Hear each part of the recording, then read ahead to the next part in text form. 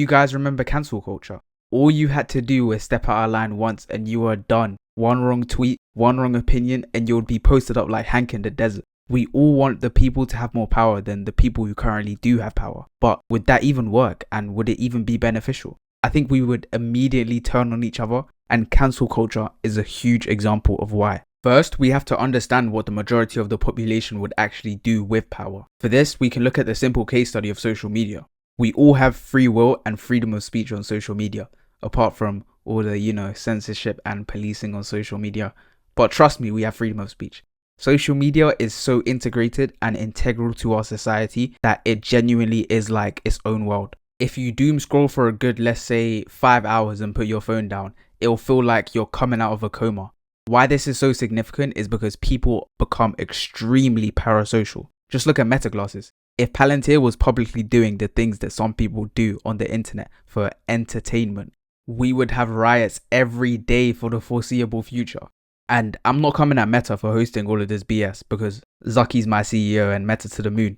I'm coming at the people because it's the people's problem to deal with. The people in power designed the systems, and we just have to be self-aware enough to realize that it's all a hoax. You're being sedated. We have free will, and what the most of us choose to do with that power, I'm not even going to air you out like that. But just look at something as simple as the comments on certain videos on TikTok and Instagram. The people in power in that situation are the viewers, and are they progressive with that power? Maybe in some cases, but then why is there so much hate on social media? I think it's because people don't have to take accountability on social media. You can spew out hate speech on a burner account and face no consequences. But if those are the types of things you're doing with the power that you have, why should you be trusted to have more? We all have power over people to an extent, whether that's the power to change their emotional state, physical state, or even well-being. But the difference between us and, say, someone like Trump is the magnitude of that impact. Trump could send out a tweet that affects supply chains, which leads to a pullback in the market, or even potentially a recession, which would impact millions of not just Americans, but people worldwide. Me and you can't do something like that. Has he done that before?